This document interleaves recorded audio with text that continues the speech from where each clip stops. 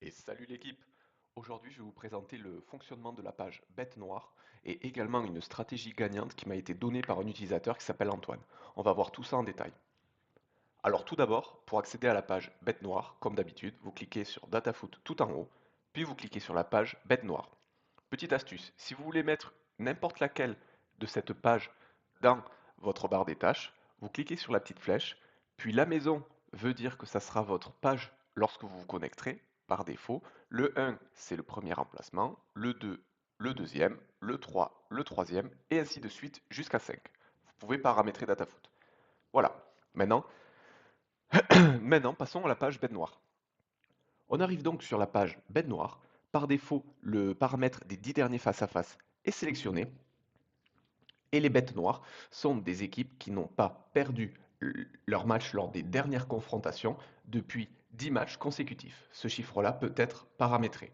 Si on prend ce premier exemple, je ne prononcerai pas le nom de ces deux équipes, mais on peut remarquer que la bête noire est confirmée, car lorsque l'on prend cette équipe à domicile et cette équipe à l'extérieur, nous avons 60% de victoire pour l'équipe à domicile et 40% de match nul et 0% pour l'équipe à l'extérieur. Ce qui veut dire que c'est une bête noire parce que cette équipe-là n'a jamais gagné lors de ses déplacements.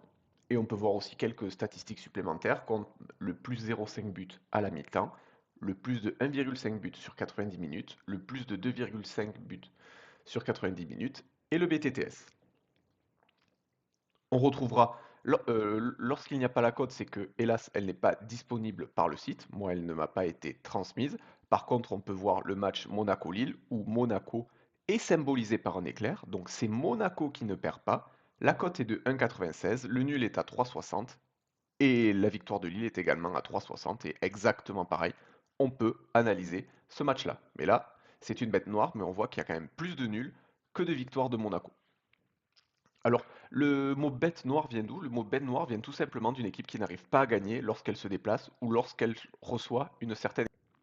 Ça entraîne ainsi un, un avantage mental sur l'équipe qui a tout le temps gagné et un désavantage, on va dire, mental sur l'équipe qui n'arrive jamais à gagner puisqu'elle part déjà perdante dans sa confrontation. Et on va remarquer que des bêtes noires, vu qu'on est quand même sur 10 derniers face-à-face, eh bien, il y en a beaucoup. Si on clique sur le bouton filtrer, on peut remarquer que, parce que la communauté me l'a demandé, à la base je partais sur les 10 derniers face à face, mais maintenant il est également possible de filtrer uniquement sur les 3 derniers, sur les 5 derniers ou sur les 15 derniers. En poussant le concept un peu plus loin, on va permettre les bêtes noires sur les 3 derniers face à face, mais en autorisant une défaite de la bête noire, les 5 derniers avec une défaite, les 10 derniers avec une défaite et les 15 derniers aussi avec une défaite. Et en poussant le concept encore plus loin, on peut afficher les équipes qui n'encaissent pas plus d'un but sur les 3 derniers face-à-face, les 5 derniers, les 10 derniers et les 15 derniers comme d'habitude. Et on peut trier également sur les ligues. Parce que moi, par exemple, si je me fous de tous les autres championnats, je vais aller dans mes favoris, me mettre une ligue favorite avec la France, l'Espagne, l'Italie et l'Allemagne et filtrer là-dessus. J'ai déjà préchargé la page, ça donne ça. Monaco-Lille, Bayer Leverkusen, Celta Vigo, Barcelona, et ainsi de suite. Et si vous voulez le planning des bêtes noires vraiment sur... Désolé, je la crève. Si vous voulez le planning des bêtes noires uniquement sur un championnat, filtré, on prend FR1 pour la France, et on aura ça jusqu'à la fin de l'année. Donc en fait, il n'en reste pas beaucoup en France quand même, comparé aux autres championnats. Mais voilà. Mais pour les Marseillais et les Paris Saint-Germain, ben, le Paris Saint-Germain, chaque fois qu'il s'est déplacé à Marseille, ben, ils ont pas perdu en gros, hein. Ils s'en sont sortis avec une victoire ou un match nul. Je pense que ça va faire mal à nos amis marseillais. Bon, moi, je verrai jamais Toulouse sur la page bête noire. Donc maintenant, je vais vous parler d'une stratégie qui m'a été envoyée par un utilisateur. Je m'amuse pas à inventer des mails, ci, ça. Moi, je reçois la stratégie, je regarde ce qu'il me dit, et ensuite, je vous la retransmets si elle me paraît cohérente. Donc, elle m'a été envoyée par mail par un abonné qui s'appelle Antoine, et qui, lui, a sélectionné uniquement les codes comprises entre 1,30 et 1,99 de DataFoot. Alors, des fois, on trouvera des équipes qui ont une cote à 1,27 dans son fichier de suivi, mais c'est parce qu'elle est à 1,30 sur DataFoot et 1,27 en Argel ou sur PS3838. Ensuite, Lorsqu'il, tous les jours, il ne jouait qu'un seul match. Il jouait la bête noire avec la plus petite cote par jour. Il a fait un bilan en ne jouant que ça et un bilan en jouant toutes les bêtes noires. Il est en train de regarder le côté des victoires à domicile mi-temps. Lorsque la bête noire est identifiée, il va regarder pour jouer la victoire à domicile à la mi-temps et à la fin de match en combinant pour voir ce que ça donne. Et voilà. Si on passe maintenant sur son fichier de suivi, on va remarquer qu'il joue ça depuis un bon moment quand même, on va dire le 21 octobre 2023. Dans ce fichier que je vais vous rendre disponible et que vous retrouverez dans la description, vous pourrez trouver donc les dates à laquelle les bêtes noires ont été identifiées, le match. Si vous cliquez sur le lien, ça vous amène vers le lien Odds Portal de fin du match. C'est le score final du match. Donc là, 0-0 c'est le score final, 0-0 première mi-temps, 0-0 deuxième mi-temps. Alors là, ça parle pas trop, mais là, le score final sur la deuxième ligne était de 2-1. Il y a eu 1-0 à la première mi-temps et un but de chaque côté dans la deuxième, ça fait 2-1 lorsqu'on additionne. La cote, la colonne D contient la cote de la bête noire et la colonne E si le pari était gagnant ou perdant.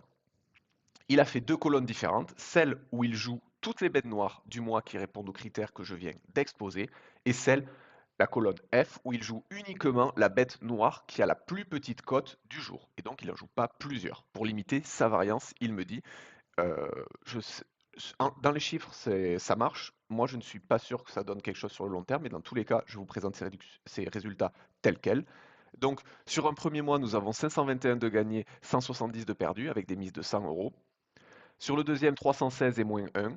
Sur le quatrième, 104, 104, 43, 43. Alors là, on a l'impression que la stratégie fonctionne et est très bonne. On aura quand même des 676, 268. On aura quand même des mois à moins 424. On aura quand même des mois à moins 773. On repart sur du positif. Et là, ben, le 2709, au moment où il m'a envoyé le fichier, on n'a pas eu le résultat final. Donc, moi, ce que je vous dis, c'est que je vous propose sa stratégie. Voilà ce qu'il fait, voilà ce qui marche. Il m'a autorisé de vous le partager et de vous l'envoyer. C'est un fichier d'un utilisateur vraiment lambda qui est super sympa. Vous verrez des fois des incohérences. Merci de ne pas le tracher s'il y a une incohérence. Par exemple, là, si on est le 20, je crois que celle-là, il avait sélectionné le 48 pour la cote à 48, alors qu'en fait, il aurait dû sélectionner la 33. Il y a quelques incohérences, mais le fichier est quand même très bien suivi. Et moi, je vous partage sa stratégie. Si vous voulez tester ça via un algorithme, parce que vous pouvez l'automatiser sur DataFoot, ou tout simplement à vous connectant tranquillement sur la page bête noire, puisque c'est trié par date, et en jouant soit la plus petite cote, soit en les jouant toutes, vous pouvez. Attention, lui, il part uniquement sur le victoire ou nul à domicile pour les cotes entre 1,30 DataFoot et 2. Voilà l'équipe, j'espère que la vidéo vous a plu. Si vous voulez soutenir le projet comme d'habitude, n'hésitez pas à mettre un pouce bleu ou un commentaire. Moi, j'essaie d'être le plus transparent possible. La semaine prochaine sort une grosse évolution de la page buteur qui sera mise à jour bien plus régulièrement et qui proposera des statistiques supplémentaires. Donc si vous kiffez les buteurs, vous allez vraiment être surpris la semaine prochaine. Voilà l'équipe, salut!